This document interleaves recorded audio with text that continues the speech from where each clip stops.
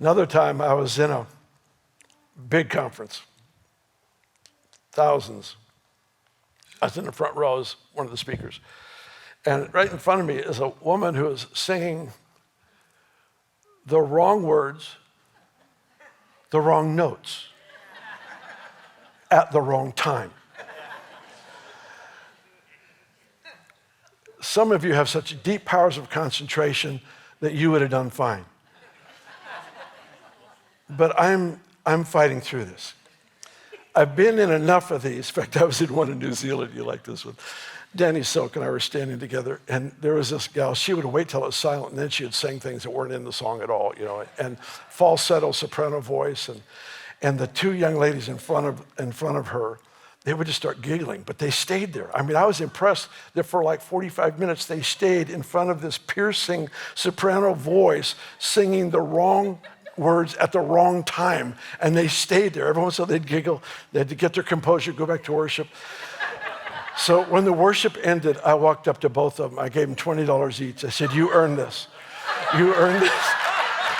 I did. I'm impressed. So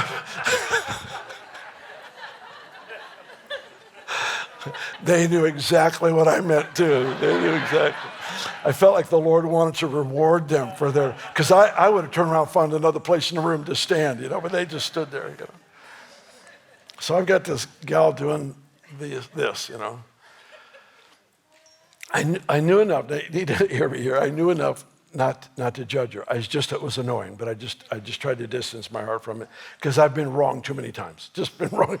I've looked stupid too many times when I came to a conclusion incorrectly.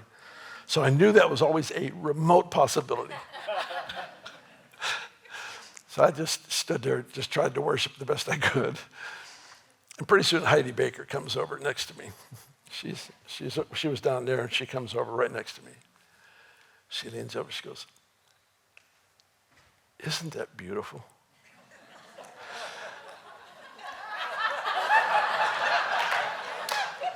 Yeah. Oh, yeah.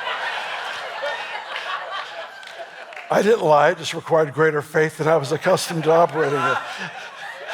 "Isn't that beautiful?" I go, yeah, beautiful. And then she says, "Yeah, she was a prostitute for 37 years, and now she's free." And I thought, yeah, you can sing anything you want. In fact, I give you the microphone, you can take my next session. There's moments like that. So what was going on there? There was life in what she was doing, but the confusion caused me to not recognize it. And another story, there was warning going on, but my intellectual pleasure in the story canceled my discernment. Are you getting the picture here? The Lord wants us to learn the source of life itself.